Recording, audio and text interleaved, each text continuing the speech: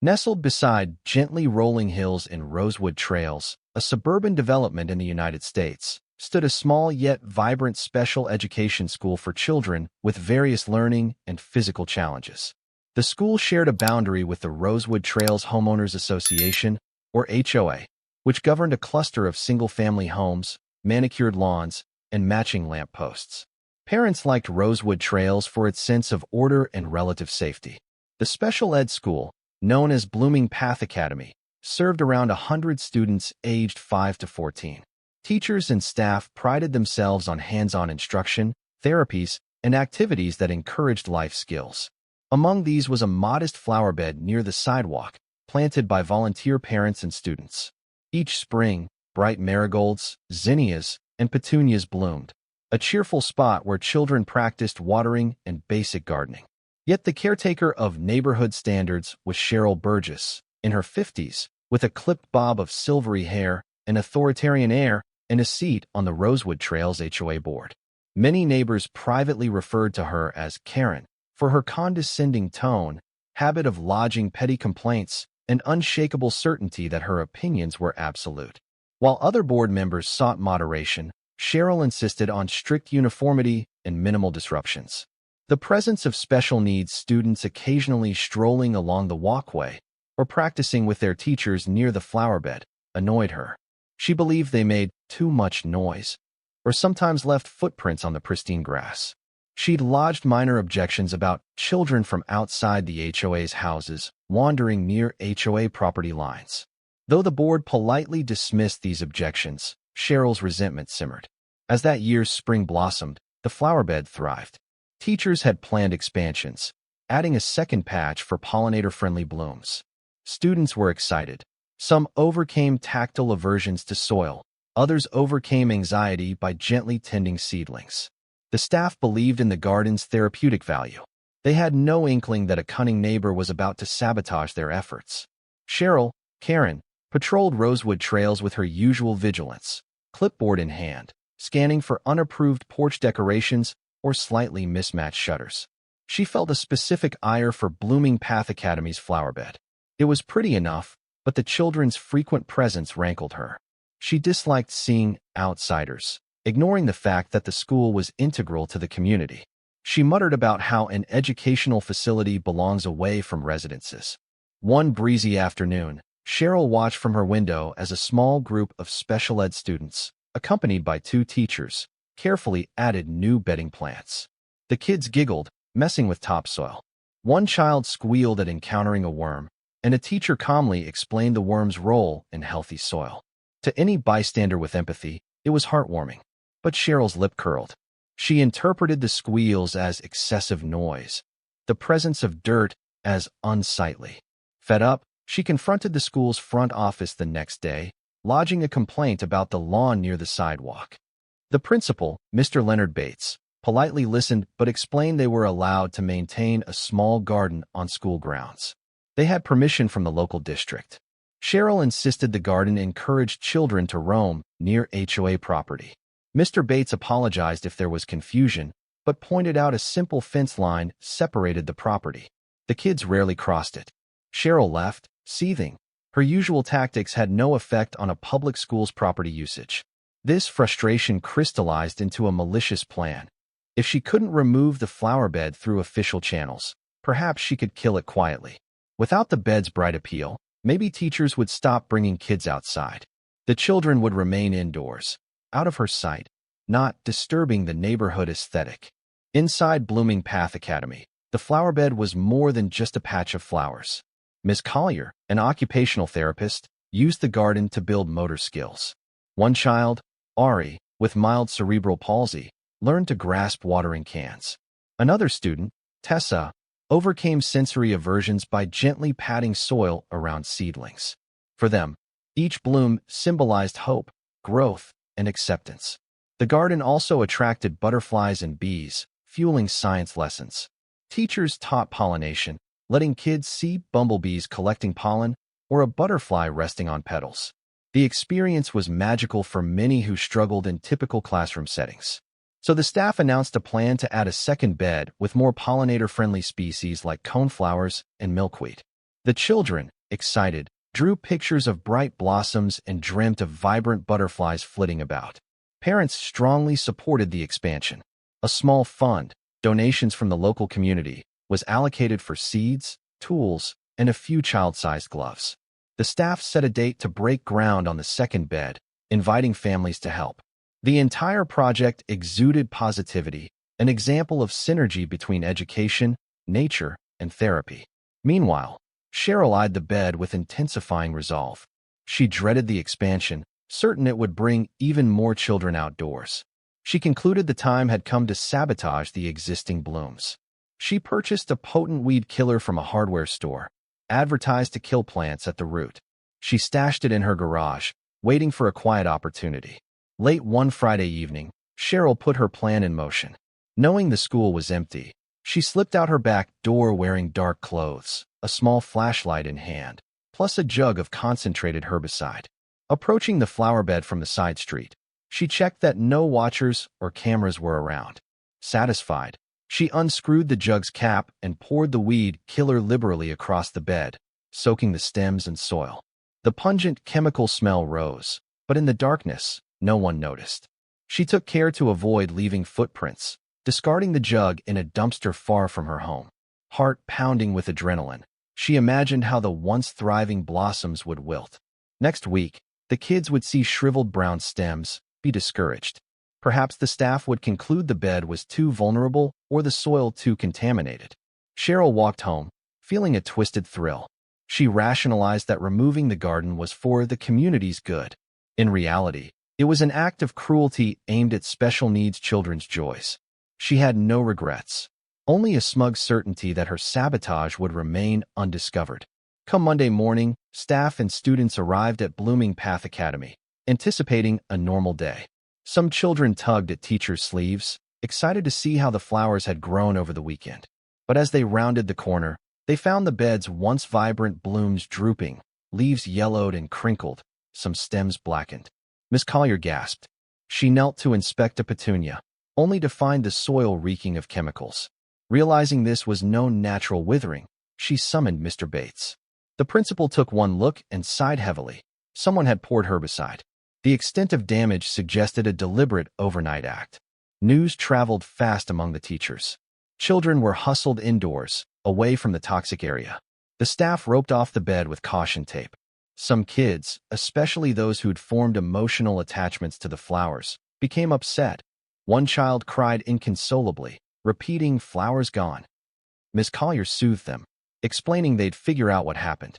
Mr. Bates called local authorities to file a vandalism report. Though a small crime, it targeted a special ed resource. The local policeman took photos, acknowledging it was tough to trace. No cameras were pointed at the bed. The policeman did promise to increase patrols. Meanwhile, staff from the local gardening center recommended scraping off contaminated topsoil, but the damage was likely permanent to the current plants. They might have to remove them all. The entire school reeled. The sabotage felt like an attack on vulnerable children. Furious parents demanded answers. Some suspected an outside stranger, but a few local families quietly guessed it might be that HOA lady who disliked the school's expansions. By midweek, parents and staff had told the story on social media. A wave of indignation arose among broader Maplewood County residents, who would stoop to poisoning a special ed school's flowerbed. Locals posted supportive comments, offering to donate new plants, help replant. The sabotage ironically drew more attention to the garden's importance for therapy. Mr. Bates approached the local newspaper, which ran a short piece titled, "Special Ed School's Flowerbed Vandalized. Community Rallies to Replant." Cheryl read it with mixed feelings. She hated seeing the sabotage pinned on an unknown vandal, but also worried folks might suspect her. At a school staff meeting, Ms. Collier proposed forging ahead, replanting with new seeds. The question: how to protect from repeated sabotage? Some suggested cameras or lights. Another teacher, Mr. Braun, had a more ambitious notion. Instead of just replanting the same bed, let's expand even bigger, create a robust pollinator habitat, like a butterfly sanctuary. That'd show we won't be intimidated. If someone wants to kill a few flowers, we'll answer with a bigger garden. The staff found the idea thrilling. The children had always loved butterflies, The new habitat could be educational, milkweed for monarchs, a little greenhouse area for caterpillars. If the sabotage had tried to quell their enthusiasm, it'd only fuel a grander project. Mr. Bates liked the spirit of resilience. The only hurdle was funding. They'd need a budget for seeds, netting, soil, planting boxes, plus design to keep it visually pleasing. Hearing about the staff's desire to build a butterfly sanctuary, the Parent-Teacher Association, PTA, jumped in wholeheartedly. Many parents were enraged by the sabotage, wanting to respond with something bold. They saw the sanctuary as a perfect symbol of positivity. From destruction, new life emerges.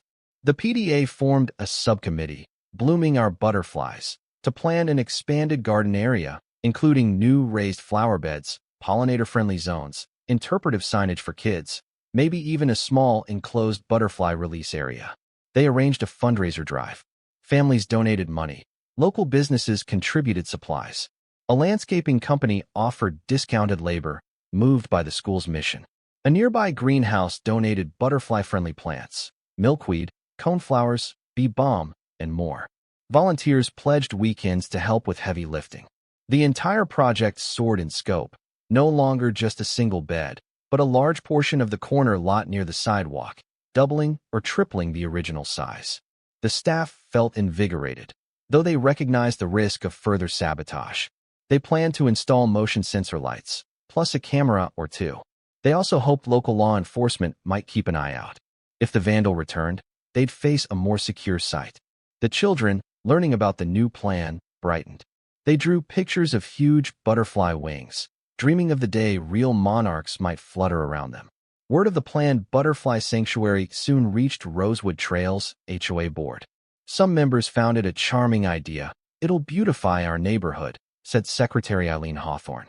But Cheryl, Karen, was horrified.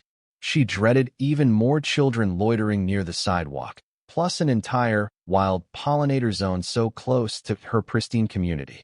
She insisted that a big butterfly area might attract insects, cause messy pollen drift, degrade property values. An upcoming board meeting placed the sanctuary topic on the agenda. Parents from the special ed school, plus staff, arrived to explain the plan and request the HOA's courtesy. They sought no official permission. The land belonged to the school property, but they wanted cooperation, no further sabotage, no spurious complaints. They also invited neighbors to enjoy the future butterfly garden. Cheryl glowered, claiming the expansion might spill onto HOA land, even though the boundary was well defined. She asked if the school had a drainage plan or how they'd handle extra foot traffic. The staff politely reassured her the design was self-contained, with no intrusions. Despite her attempts to sow doubt, the board seemed supportive. The president, David Mercer, said this school's plan is positive for the environment, fosters education, and is no direct threat to HOA property. The board signaled no intention to block or hamper the project. Leaving the meeting, Cheryl felt cornered again. Her sabotage had backfired. Not only had the flowerbed fiasco failed to dissuade the children, but the school was doubling their gardening into a grand pollinator sanctuary. She fumed, eyeing the extensive plan. If she wanted to force them out, she'd need something more extreme, but the school was on high alert. Within weeks, the PTA and volunteer parents started clearing the damaged flowerbed, hauling away tainted soil. They extended the perimeter, tilled fresh ground. A donation from a local hardware store provided large wooden planters, netting, and supportive structures for climbing vines. Another sponsor, an agricultural supply shop, donated beneficial insects like ladybugs to keep pests in check. Children joined in safe tasks, painting wooden signs that read, "Butterfly Crossing," or "Welcome to Pollinator Paradise." Some kids learned about composting to enrich the soil. The staff took the opportunity to incorporate science lessons, life cycles of caterpillars, the pollination process, the importance of bees and butterflies. The entire enterprise merged therapy, special ed lessons, and environmental stewardship. As the space expanded, the core design included an observation corner, a netted area where caterpillars could pupate and kids could watch metamorphosis. Another zone featured bright nectar flowers, zinnias, salvias, cosmos. A small walkway loop allowed wheelchair access, ensuring inclusivity. Everyone recognized that the sabotage had ironically spurred something bigger, more inclusive, more beautiful. Parents still worried about potential sabotage. They installed a small security camera on the school's outer wall, angled toward the sanctuary. Some teachers took turns checking the site during off hours. The question loomed, would Cheryl attempt a second act of vandalism? But with community eyes open, the risk was higher for her to be caught. Cheryl observed the new construction with mounting despair. Each day, more progress, new planters, fresh soil deliveries, kids painting whimsical butterfly shapes on wooden panels. She realized any further sabotage attempt would be widely suspected. The presence of watchers, cameras, and heightened community involvement made sneaking around at night too risky. She felt her plan was undone. Still, the idea of more chaos outside the school angered her. She fantasized about writing a scathing letter to the local newspaper, complaining that the sanctuary would bring swarms of insects or hamper property values. But after her fiasco with the first sabotage, which wasn't proven but strongly suspected, she feared blowback.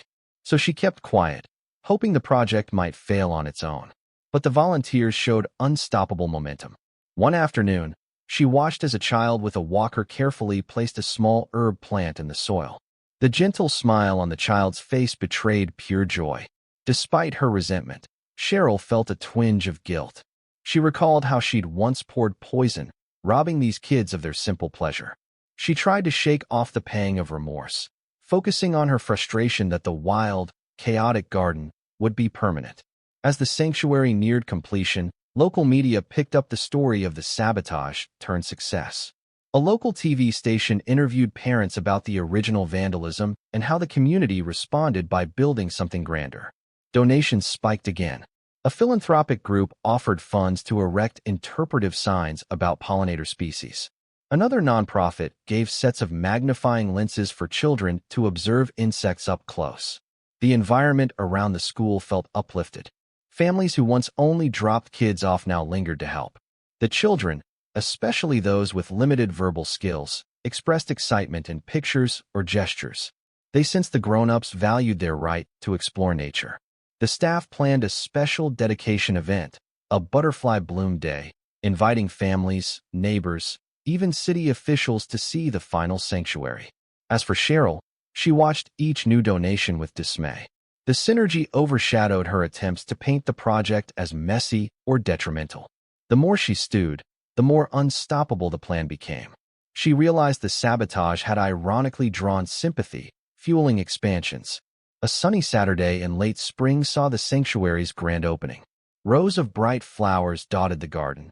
Netted enclosures housed caterpillars munching leaves, and newly installed benches allowed kids to sit and observe. A small wooden arch reading "Blooming Wings Sanctuary" welcomed visitors. Families and staff gathered for the official ribbon cutting. Children wore butterfly face paint, hopped with excitement. The PTA president, Ms. Rowe, gave a short speech. Months ago, we faced an act of vandalism that destroyed our small flower bed. But we rose above hate with compassion, creating a bigger, more inclusive garden. We dedicate this sanctuary to every child who finds peace in nature. A hush fell as teachers unveiled a box of live butterflies, monarchs ready for release. The crowd counted down. 3, 2, 1, and the net lifted, letting the monarchs flutter free among the flowers.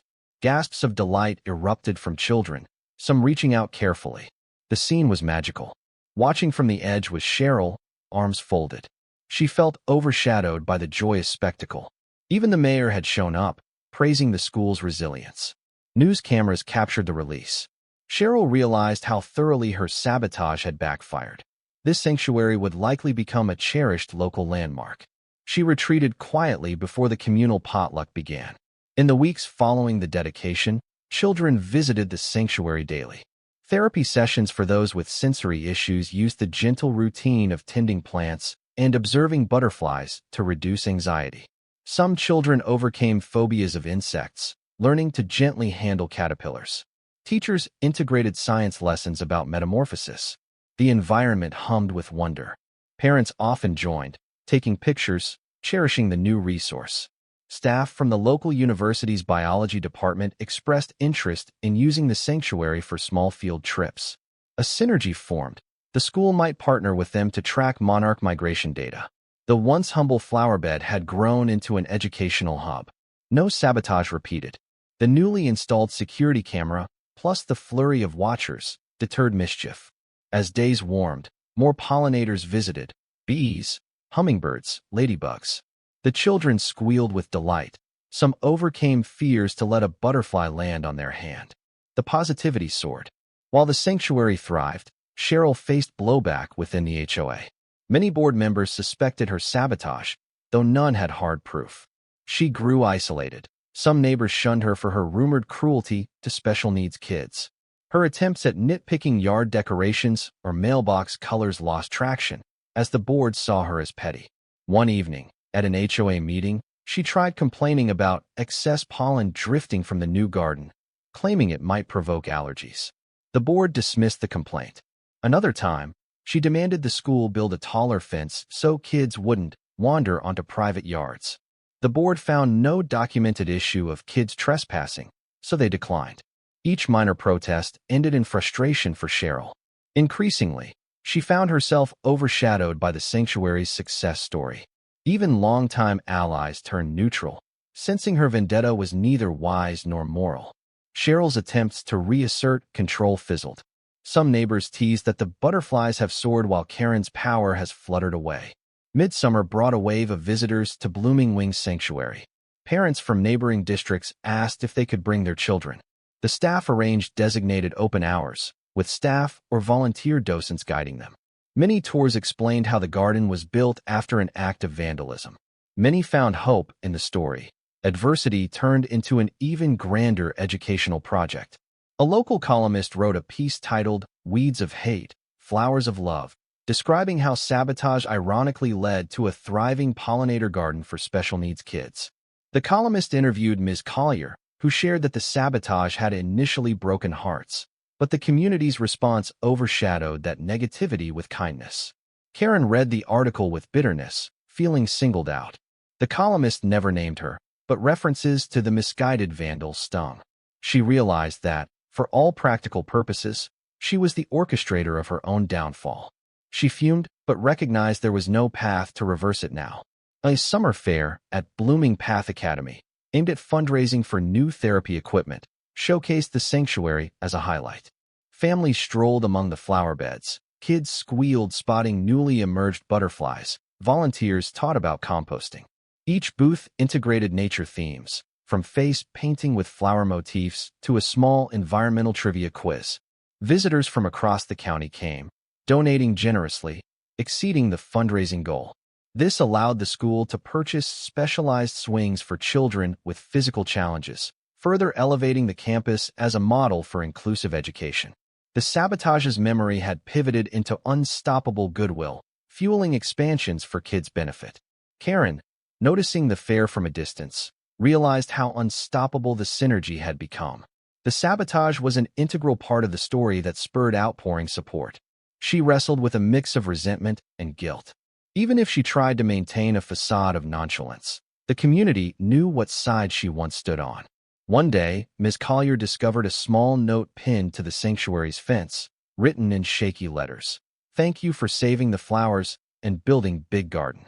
I love the butterflies. Ari." The note included a drawing of a bright orange monarch. Ms. Collier recognized Ari's handwriting, overcame by tears. She let Mr. Bates know, who pinned it on the staff bulletin board. Children's gratitude poured in intangible ways. Some overcame communication barriers to express how caring for the garden helped them regulate emotions. Others, who rarely found confidence in typical sports or clubs, shone in horticulture tasks, blossoming with self-esteem. The staff continually marveled that the entire environment, once just a simple bed, had become a hub for growth and healing. That intangible sense of wonder prompted the staff to plan a small, children's thank you celebration, inviting neighbors to see the kids present short poems or songs about nature. The date was set for early fall, expecting a cozy crowd. In late August, nearing dusk, Cheryl, Karen, walked by the school fence. She spotted Ms. Collier gathering tools at the sanctuary. No children were around, just the teacher tidying up. On an impulse, Cheryl approached the fence. Ms. Collier noticed her with mild surprise, but politely greeted her. A tense moment. Cheryl mumbled something about how the garden looks big now. Miss Collier nodded, describing how well it was benefiting the kids. Cheryl, after a pause, asked if the children truly overcame any issues with the help of these flowers and butterflies. Miss Collier described several success stories, like a child who overcame meltdown triggers, now calmer when outdoors. Another child learned about metamorphosis, transferring that wonder to academic growth. Cheryl listened, fidgeting. She seemed to want to say more, but only managed a curt, "I see," then turned and walked away. Miss Collier sensed a hint of remorse in her demeanor. Maybe Karen was realizing the harm she'd caused. Miss Collier decided to keep the moment to herself, not wanting to stir drama. She sensed it was too late for a direct apology, but at least it was a sign of softened hostility. Early fall arrived with crisp mornings. The children's thank you celebration took place in the sanctuary, the flowers still vibrant in late-season blooms. Parents arranged a small makeshift stage from wooden pallets. Kids lined up, some with special braces or wheelchairs, others with mild learning challenges, each ready to share short recitations or even a little melody. Among them was Tessa, who overcame significant stage fright. She read a brief poem about butterflies, concluding with a heartfelt, "Thank you for building this place." Another child, using sign language, expressed gratitude to the community for protecting their flowers. Applause followed each child, tears glistening in many adult eyes. Ms. Collier concluded with a short tribute to everyone who pitched in: parents, donors, the local greenhouse. She also expressed gratitude to the broader neighborhood for standing up to sabotage. "Your love turned poison into pollinators," she quipped, prompting laughter and applause. In the crowd, Cheryl stood quietly at the back, arms folded. She witnessed the children's heartfelt thanks, the positivity radiating from the group. She realized how deeply they cherished the sanctuary. Another wave of guilt overcame her, but she kept her stoic facade. Later that month, Ms. Collier excitedly shared the story of Brandon, a 10-year-old who'd rarely spoken in class. A combination of severe anxiety and selective mutism made him struggle with words. But after months of helping water flowers, observing butterflies, and gently coaxing caterpillars onto his hand, Brandon began whispering short phrases. He found comfort in the sanctuary's calm setting, away from the hustle of the main building. One sunny afternoon, Brandon spontaneously told Ms. Collier, "The butterflies, they make me feel safe."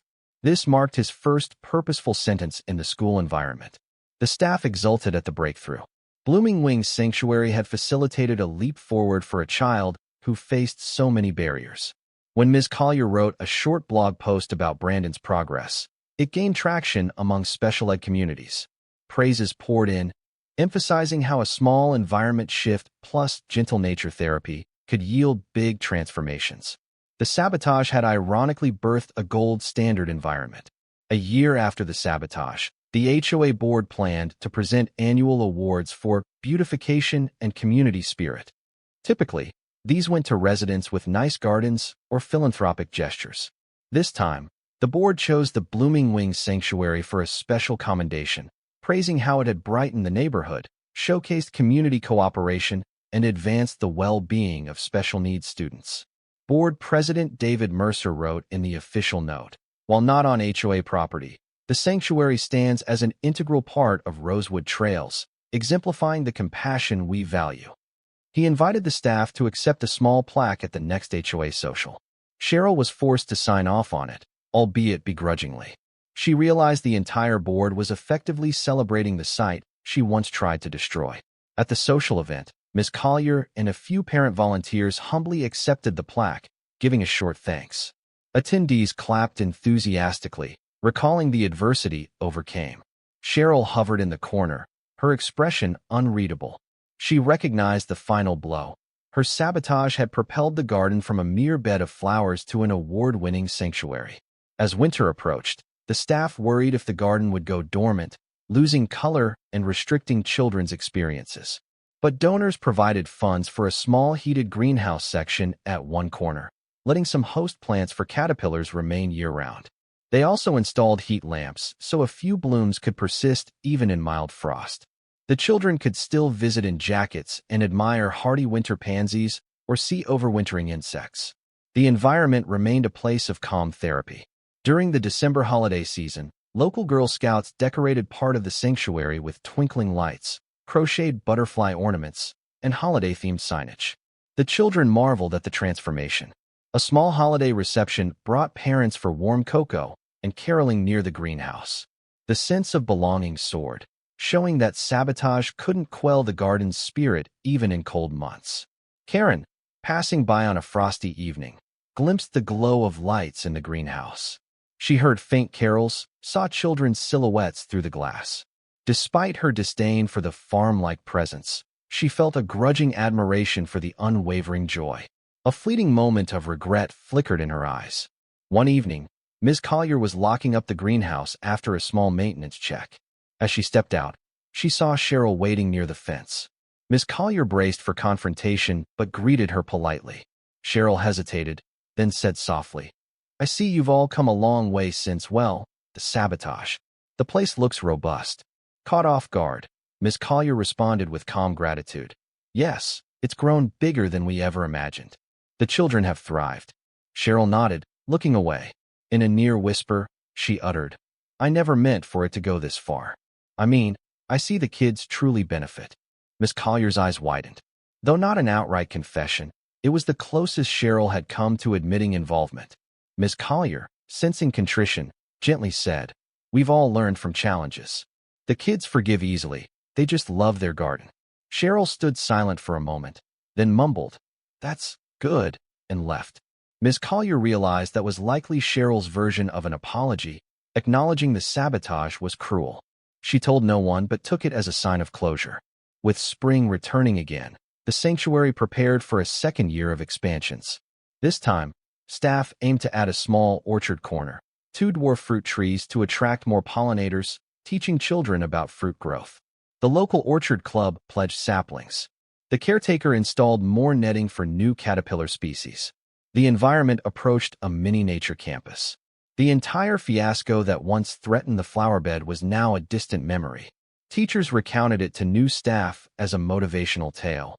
"We overcame sabotage by building bigger." The children, especially the older ones who remembered the original bed's destruction, felt proud that they had triumphed over negativity. Blooming Wings Sanctuary had become a real institution, bridging children's therapy, environmental stewardship, and the local community support. Karen, though never fully integrated into the project, refrained from further hostility. The sanctuary had become so beloved that any sabotage attempt would lead to immediate outcry. She recognized the futility. Some neighbors joked that Karen inadvertently gifted the school a supercharged garden. In an odd way, that was the truth. As the orchard corner's saplings were planted, Miss Collier realized one final piece of closure remained. She wanted to symbolically bury a small plaque in the soil, commemorating how the bed had grown from adversity. The plaque read, "From broken blossoms to butterfly haven, a testament to our children's resilience and the power of a caring community." During a small ceremony, staff and children gathered, burying the plaque near the orchard. They spoke short reflections. One child said, "We are the butterflies. We keep growing." Applause and tears abounded. The sabotage wasn't directly mentioned, but all understood it had sparked the unwavering transformation. Karen was absent, but Ms. Collier later sent a letter to the HOA, thanking them collectively for endorsing the sanctuary. She hoped Karen might read it and grasp that the school harbored no lingering grudges. They'd chosen forgiveness over rancor. Over time, Blooming Wings Sanctuary evolved into a regional example of how special ed and nature therapy could flourish. Families from outside Rosewood trails visited, local horticulture clubs collaborated, and the children's confidence soared. The sabotage receded into an anecdote. The day weed killer tried to kill our flowers, but instead led to a butterfly paradise. Karen, Cheryl, for her part, quietly served out her term on the HOA board, overshadowed by the sanctuary's popularity. She occasionally glimpsed the swirl of pollinators near the orchard, recognized the children's joy. Each time, she felt a pang of regret, but also a resigned acceptance that her sabotage had forever changed the neighborhood, for the better, ironically.